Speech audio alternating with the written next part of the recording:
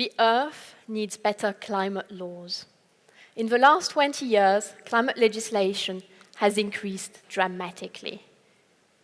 All 193 parties to the Paris Climate Agreement have at least one law addressing climate change or the transition to a low-carbon economy. The Climate Laws of the World database, established by the London School of Economics and Columbia Law School, has identified over 2,200 laws and policies dealing with the reduction of greenhouse gas emissions, currently in force all around the world. And yet, greenhouse gas emissions are still rising, having increased by 1.1 degrees Celsius above pre-industrial levels. As a result, the objectives of the Paris Agreement are far from being met, putting the planet and its inhabitants at risk of irreversible harm. The Intergovernmental Panel on Climate Change, in its last report last March, warned us once more of the widespread and rapid changes seen in the atmosphere, ocean, and biosphere, and has alerted us once again of the losses and damages felt by people and nature. We, as individuals on a fragile planet, need to do things differently. And one way of doing that is by having decision makers adopt more ambitious and more effective climate legislation. But the task is difficult for two main reasons. The first one is that our lawmaking institutions are currently challenged by populism and polarization. Citizens have a deep mistrust in their elected representatives. And they are reluctant to use traditional forms of democracy, like voting in elections. At the same time, they are becoming increasingly concerned about climate change, and the youth in particular is very disappointed with how governments have responded to the climate emergency so far. The second problem is that law itself is ill-suited to respond to a public policy problem like climate change. Law is territorially constrained when the environment knows no boundaries. Law is influenced by the short-term interest of policymakers when the environment needs long-term protection. And lawmaking is influenced by lobbies and other interest groups when the environment is not able to represent itself. Climate legislation, therefore, needs to be rethought, reimagined. And one proposed way of doing this has been to hold citizens' assemblies, also known as deliberative mini-publics. This is one of the three demands of a global environmental movement, Extinction Rebellion, that was established in 2018 and that relies on nonviolent civil disobedience in order to compel government action. The movement is asking that governments tell the truth about climate science, that they set net zero targets by 2025, and that they organize citizens' assemblies.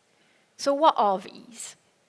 Citizens' assemblies gather citizens who are randomly selected and who are representative of a wider diversity of society. And these assemblies have multiplied in recent years, especially on the European continent. They've been held at the local, regional, national, and even at the global level. They relate to climate change, but also other sustainability issues like biodiversity or food security.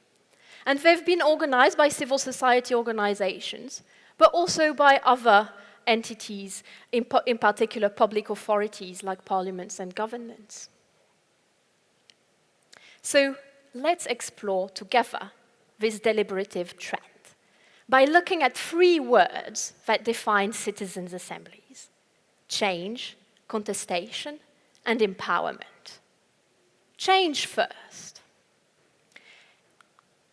In 2019, French President Macron announced the creation of a citizens' convention on climate change. Could 150 randomly selected citizens tasked with coming up with recommendations on how France could reduce its emissions by 40% by the year 2030. All this in a spirit of social justice. Could they actually make a difference? French President Macron had promised that the outcomes of this assembly would be submitted without filter directly to a referendum, parliamentary vote, or executive decree. Over several weekends, 150 citizens met to learn about climate change and its impacts, to hear from various experts, and to deliberate on issues in order to come up with recommendations. They were supported by facilitators who helped them navigate these complex issues. Climate change is a very complex phenomenon that deals with every aspect of social and political life, and citizens only have a few weeks to learn about climate change and come up with proposals on how to respond to an existential threat. I was myself part of a team of fact-checkers that was led by the Sorbonne's Institute for Environmental Transitions, that was here to help citizens get the factual knowledge they needed in order to make informed decisions.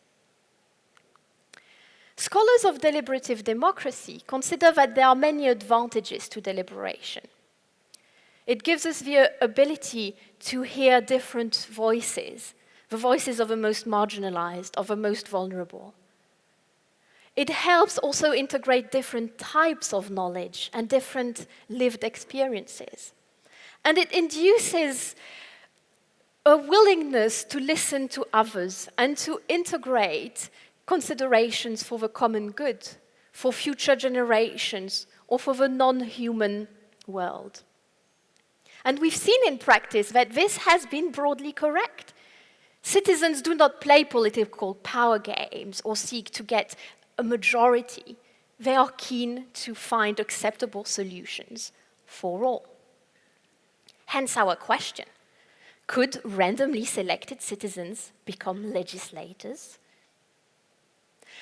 The assembly resulted in a report with 149 recommendations that dealt with a variety of topics: transport, housing, agriculture.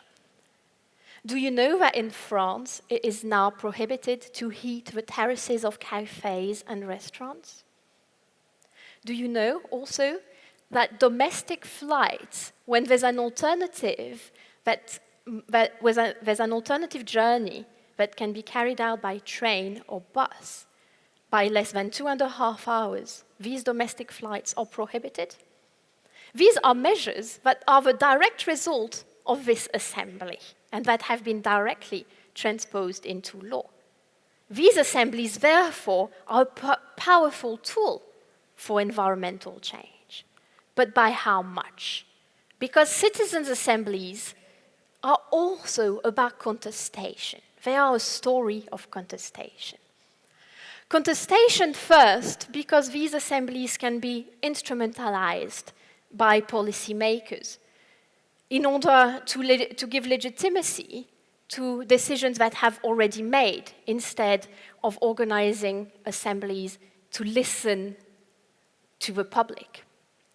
Contestation as well, because there remains some tension between the traditional forms of democracy and this innovative mechanism.